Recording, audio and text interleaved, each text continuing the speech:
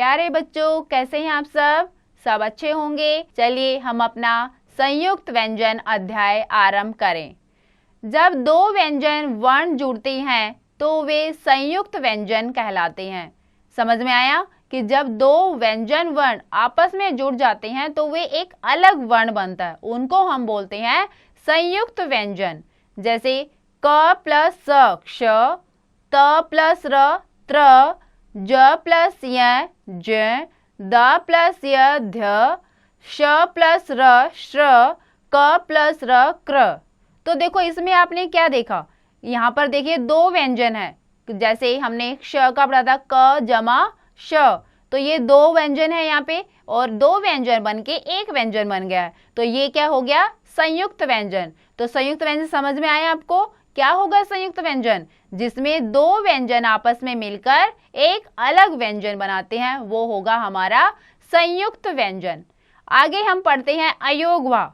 अयोगवा ना तो स्वर होते हैं न ही व्यंजन होते हैं, इन्हें हम चिन्हों से जाना जाता है।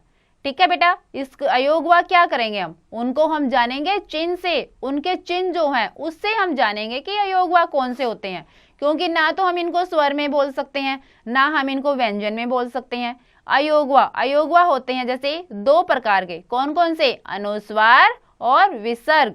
अनुस्वार जैसे हंस, वंश। अब देखिए यहाँ पे हंस और वंश के ऊपर हमने एक बिंदी लगाई है, वो क्या हो गया हमारा अनुस्वार।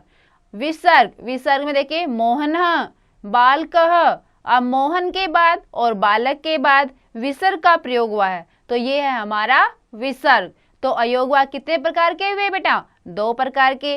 कौन कौन से, अनुस्वार और विसर्ग। अनुस्वार में हम ऊपर बिंदी लगाते हैं और विसर्ग में हम कोई भी जो शब्द है उसके पीछे दो बिंदी लगाएंगे, वो हो जाता है हमारा विसर्ग।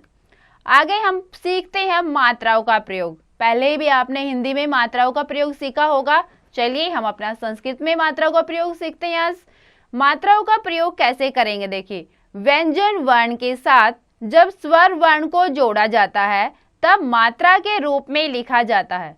आया समझ में, कि जब भी हम कोई व्यंजन लिख रहे हैं और उनके साथ हम मात्रा लगाएंगे स्वर की। अब स्वर हम लिखते हैं ऐसे तो नहीं लिखे जाएंगे, जैसे हमने लिखा राम तो र पे हम आ की मात्रा लगाई हमने, अब आ तो हम वहां पे नहीं लिखेंगे, स्वर की क्या लगती है, मात्राएं लगती है। व्यंजनों के साथ हम इनका मात्राओं के रूप में हम लिखते हैं। केवल जो एक अस्वर होता है वही स्वर ऐसा है जिसकी मात्रा नहीं होती। तो एक हमारा ये प्रश्न भी बन सकता है कि कौन से स्वर की मात्रा नहीं होती, अस्वर की मात्रा नहीं होती। आगे देखिए द जमा अ, द जमा आ, दा, द जमा ई, दी, द जमा ई, दी, द जमा उ, दु, द जमा उ, दु, द जमा री, द्री, द जमा री, द्री, द जमा ए, दे, द जमा आई, दई, द जमा ओ, दो, द जमा औ, दो। तो ये सारी मात्राएं हमारी, हमने आ की मात्रा की पढ़ी, ई की मात्रा पढ़ी, ई की मात्रा पढ़ी, ऊ की मात्रा, फिर ऊ की मात्रा, री की मात्रा, री की मात्रा, ए की मात्रा, ऐ की मात्रा, ओ की मात्रा, औ की मात्रा। ये हमारी थी सारी मात्राएं जिनका हम व्यंजन के साथ हम इनका प्रयोग करते हैं। आगे हम पढ़ते हैं हलंत। हलंत क्या होते हैं, हलंत अभी जैसे जो भी किसी भी व्यंजन के नीचे एक तिरछी रेखा लगाई जाती है उसको हम बोलते हैं हलंत।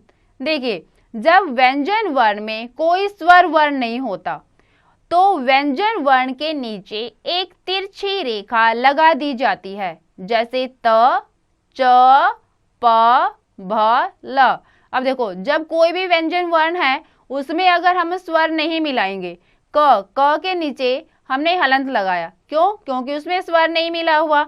अगर हम उसमें से स्वर मिलाएंगे हम उसे, तो हम फिर उसके नीचे तिरछी रेखा भी नहीं खींचेंगे, क्यों, क्योंकि उसमें स्वर मिला हुआ है, इसलिए वो क्या है, वो पूरा है, वो आधा नहीं है।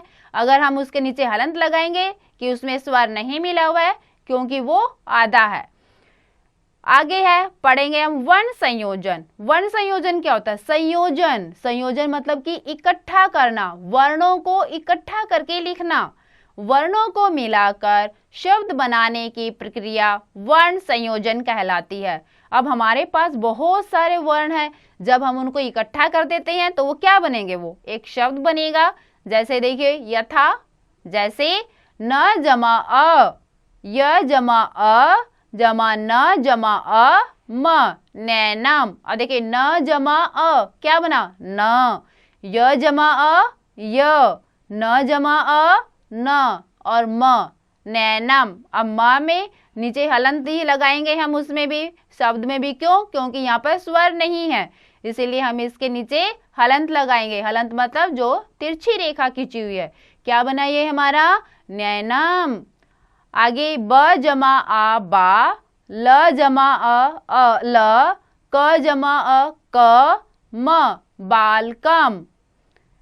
प जमा उ पु, स, त जमा अ त, क जमा अ क म, पुस्तकम। अब यहाँ पे देखिए इसमें आधा स है, पु के बाद आधा स है, और यहाँ पे देखिए हमने जब इसका हमने वर्ण वियोजन करा है, इसका वर्ण विच्छेद जब हम कर रहे हैं तो श के बाद हमने कोई भी वर्ण स्वर नहीं लगाया।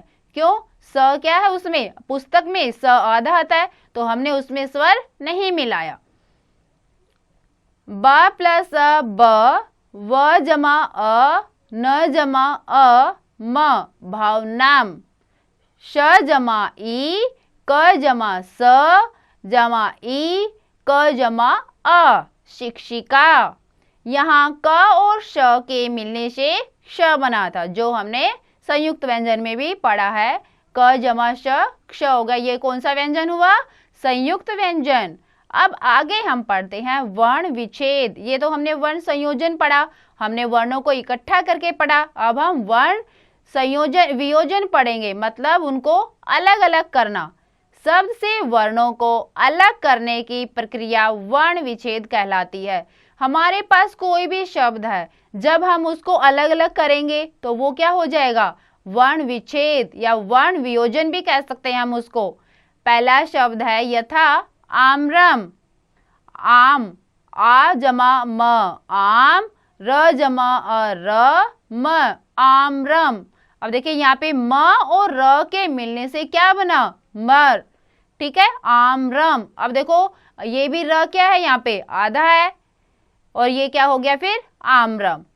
आगे है गणेश। गणेश में ग जमा अ ग, न जमा ए, श जमा अ, गणेश। आगे है वृक्ष, व जमा री, क जमा श, जमा अ, वृक्ष। कमलम, क जमा अ, म जमा अ, ल जमा अ म, कमलम। तो ये है हमारे वर्ण वियोजन।